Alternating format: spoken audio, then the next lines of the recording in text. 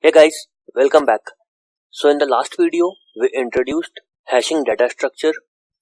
Hope the idea was clear. In this video, we are going to further dive into the finer details of hashing. So let's start. So the first and the most important question that has been going into your mind right now should be that, after all, why do we need hashing when we already have other data structures like array, linked list, tag, queue, tree, etc. So let's first try to understand why do we need it, and then we'll go into the finer detail of it. So let's have a look at this given table. So this table talks about the time complexity that is required for a search operation in a given data structure.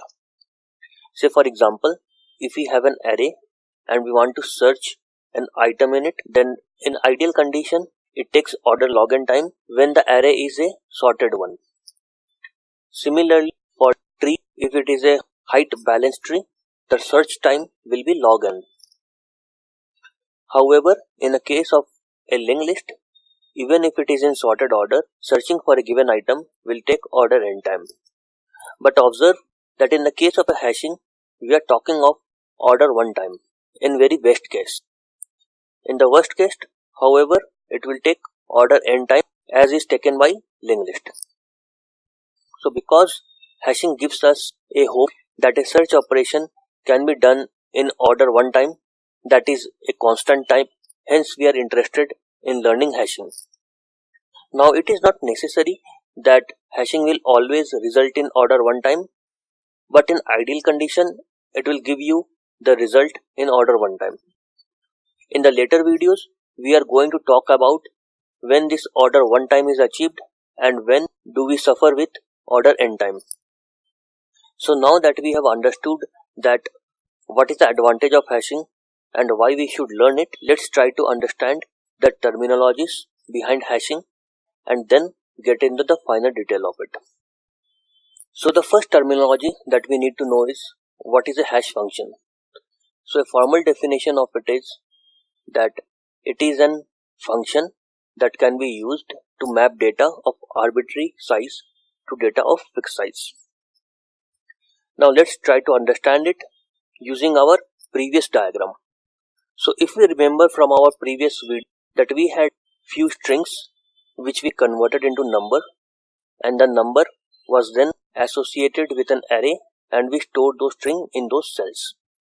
Now in this picture we talked about some magic whereby a string can be converted into a number.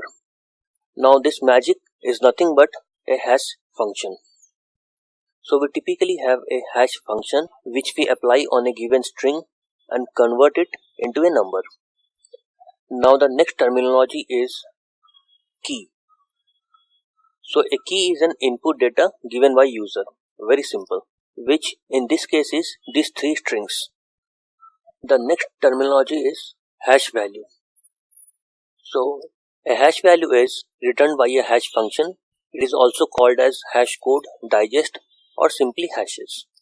So in this case, number 32, 71 and 45 are our hash values which are derived from a key. Now the next terminology is a hash table. So it is a data structure which implements an associative array abstract data type which can map keys to values. So in this case, this array is nothing but a hash table which is storing the user inputs. And the last but the most important terminology is collision.